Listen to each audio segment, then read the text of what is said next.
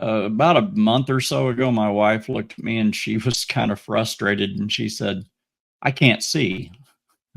And I'm like, oh my God, what are you talking about? Ron, thank you so much for joining me again. This is your second time on the channel. I think last time we spoke was maybe October last year. I believe so, Dave. Thanks for having me back. Cheers. So, I thought maybe we could split the interview into two parts. Maybe let's give people an introduction to you first, maybe how you got onto Carnivore, and then maybe second part we could talk about what's happened in your life related to Carnivore between October and now. How's that sound? Absolutely. Absolutely. Awesome. Well, I started Carnivore January 9th of the year prior. So I've been in about 11 months now. And shortly after, my wife also joined in with me as well. And what basically brought me to this was the fact that, well, many, many years of not the healthiest behaviors, weights, sleeping, leg cramps being the main thing that probably got me looking around to start with. And that led me to Ken Berry. And Ken Berry had come up in a YouTube search for leg cramps. And then I sort of started going down the trail with him and Kelly Hogan as well. Kelly Hogan and him doing an interview together was very key for my wife because she got to see the lady side perspective of that. And after you watch that for a while, you're like, well, I haven't tried that. And nothing else has really worked over the years. So we went ahead and signed up. And we took the best we could from what Ken and Kelly were saying at the time and sort of stuck with that. I jumped in full fledged. I'm that type of a person. I just bailed in, went through the little bit of the changes in the first couple of weeks, which, as most of us know, can have a little bit of a rocky time period for a few days as you adjust to that new lifestyle.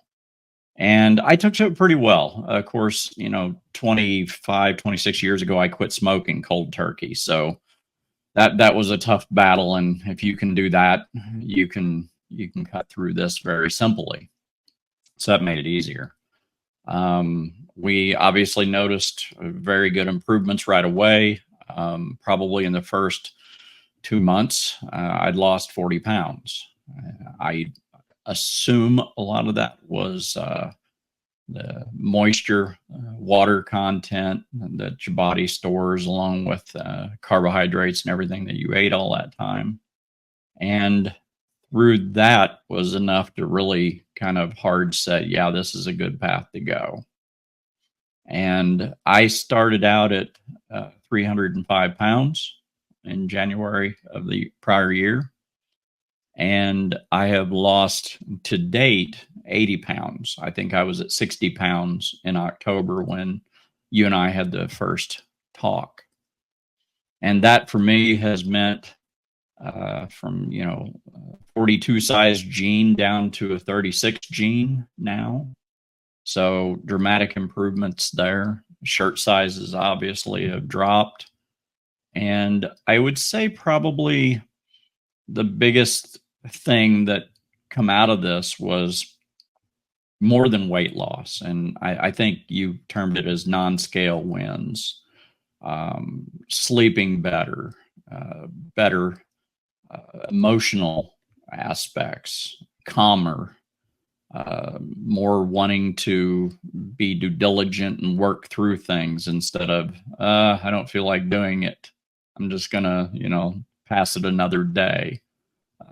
A lot of those things that I've heard many people, on your channel have, talked about. They're true. They're real. And I know everybody's affected differently. So maybe they don't all do as well as I did in certain things, and others may do better.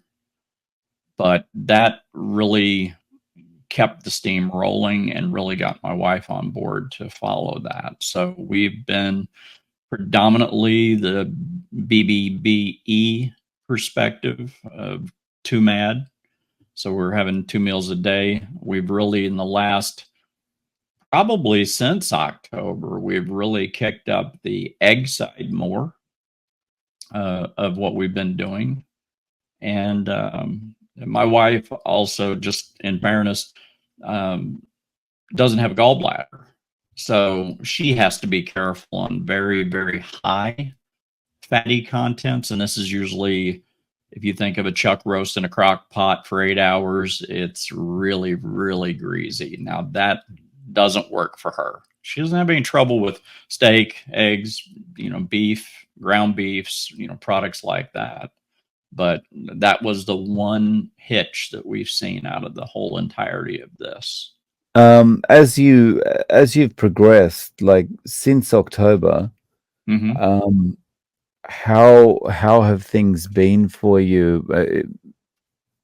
Any other changes you've noticed, or any improvements, kind of practically day to day? There was some, and it's anecdotal, but about a month or so ago, my wife looked at me and she was kind of frustrated, and she said, "I can't see." And I'm like, "Oh my God, what are you talking about?" And what it was is her contacts, she wears contacts, were giving her trouble.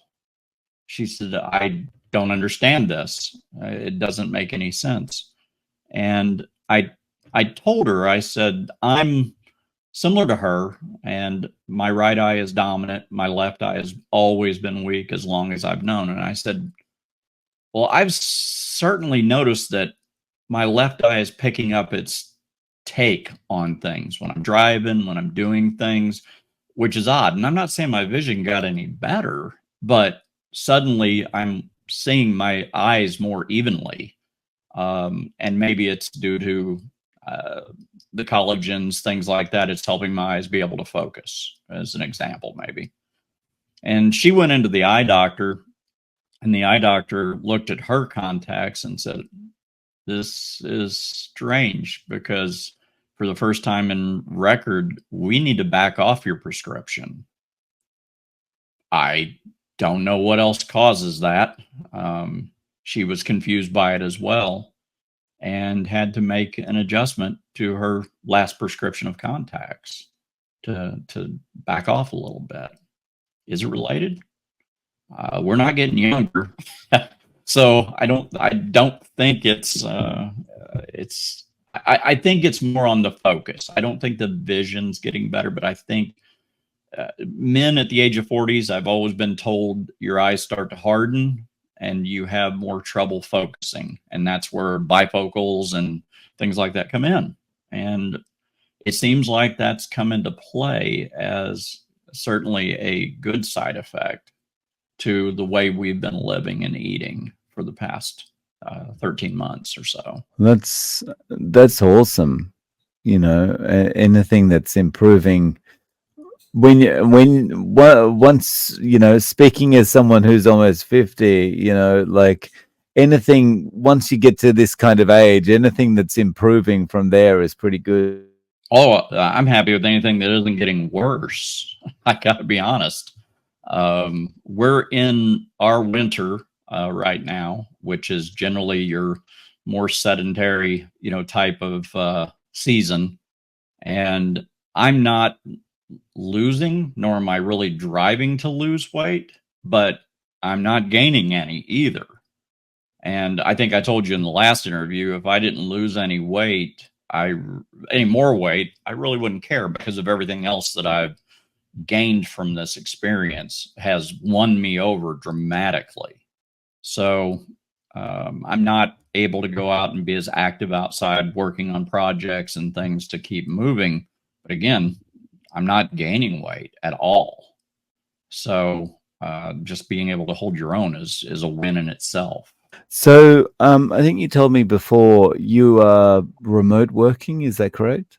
That's correct. I'm in my office right now. With things like focus and concentration and stuff, has your over time has that remote working improved, or your ability to do that remote working improved? I want to say dramatically. Now, I'm 58, so I've got a couple of years on you, and our memories over the years gets a little goofy, and sometimes we forget the stove's on, or the normal things. I don't see any of that ever improving. However, um, the the attention to focus, the drive to dig into things like I used to in my younger days, it has returned, where I used to just get fed up with it. I mean, we all are kind of in a, I grew up in this technology, and now the new technology is coming in, and it's harder to adapt because you're used to the old ways. But in the last probably 6 months, I've noticed that I have gained more of that interest to actually start tearing things apart, looking at new technologies, developing new systems, which I had lost for many years. I think it was more of it's just you couldn't focus. You couldn't stay, into something that deep to pick it up like you did in your younger years. Is it astronomical difference? No, I don't want to mislead anybody, but it definitely is much easier for me to sit down and sort through problems and look at things. And like I told you, projects even around the house outside of my day job, some recent car events that kind of made my head scratch. I crawled in, got under them, and worked through the problems. So that felt good to me in itself, just having that better, sharper feeling to focus. That's awesome. I think the fact that you're at a point where you want to, pull things apart and put them back together is, it's just a good sign, because that's kind of when you're, I don't know, you're a kid or you're in adolescence. That's the kind of way you want to act with things, right? Yeah, So, yeah. absolutely. Yeah. Mm. And I do know my limits. If there's something that's going to require taking the car apart for several hours or several days, and it's going to be a problem living where we live, I'll happily ship that off to the mechanic. But um, if it's something that I know or I can sort through, or there's a YouTube video where I can learn it, I would rather do that and push through it. How would you recommend someone get started with carnivore? How was it for you getting started, and also with your wife? Maybe you could contrast different ways of getting onto the diet. I'm kind of going to lean towards, if you're serious about it, that you kind of take the Ken Berry, solution of just jump in, be very solid. BBBE is just so easy to follow. I see a lot of people that want to, pick and choose, and we all understand we have vices that we really. I know you recently gave up coffee. I haven't given up coffee, not completely yet. So, cheers to you on that one. But you have to get into it full thread for at least a month or so, and get solid footings and feel everything that's happened, go through those changes, because it is an addiction. It absolutely. And the more I talk to people, the more I see things around me. The food crisis in this country, especially the USA, is driven by so much of the sugar and the processed foods, and you've got to break it. You've got to break it. And I know vegan's probably not the friendliest word, in our circles, but I would still see somebody better off doing that than the standard American diet and the garbage that we're ingesting right now. So you would definitely recommend people just kind of get in, rip the Band-Aid off and get in as soon as they can. I do, because I think the people that fall off the wagon or end up going to ketovore or keto is because they never fully adopted and took that 2 weeks, 30 days, 90 days, as Ken would say, and seen it through. Because it's hard, 90 days in, you're still like, that sugar looks pretty good, but you've got to cut it.